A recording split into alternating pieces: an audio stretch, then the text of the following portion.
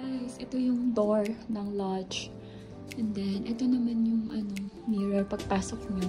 So, ganito siya. Fish siya. And may coffee siya. So, ang ganda ng room, diba? Tapos, kinuhaan ako ng boyfriend ko ng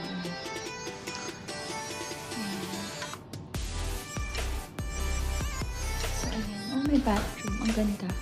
Oh my God. Mag-isa lang ako dito. So, ayan. Ang laki ng mirror. So, magstay lang ako dito. Ayan. Ang laki, diba? So, ito. Meron siyang what's this? Okay. So, ayan. Ayan. So, para matry ko daw itong spa. So, ang ganda, diba? Ayan, oh. Wow. Sobrang laki. Ayan. Tingnan natin yung view. Ang lamig! Hindi ko alam kung naka-open yung aircon, pero oh my God, sobrang lamig, guys. So, ayan yung view niya. Wow. I love it. Para ka lang nasa Baguio. Sa, Kam Chanhe. So, ayan, meron siya dito, malaking table. Ito, yung bed. Solo lang ako dito. So, yun. Hi! So, dito lang muna ako, lady. So, yun lang.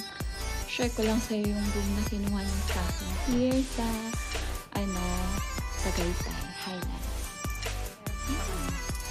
May mini ref. Oh my God, so cute. This is it. Cute ng ref nila.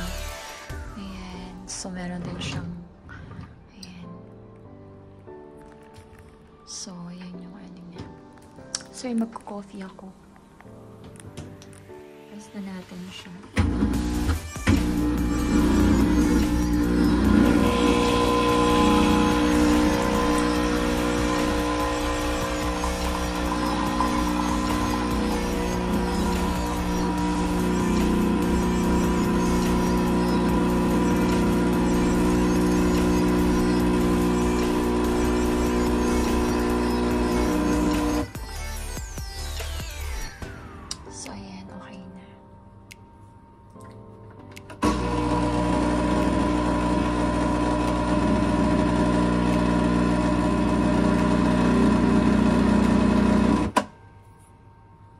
So, ito na yung coffee natin.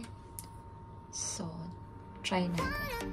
Sobrang ganda talaga nitong portion na to. As in talaga yung gusto-gusto ko dyan eh. Ano ba tawag sa ganyan? Ganyan design. Ayan. So, mag-isa lang ako dito.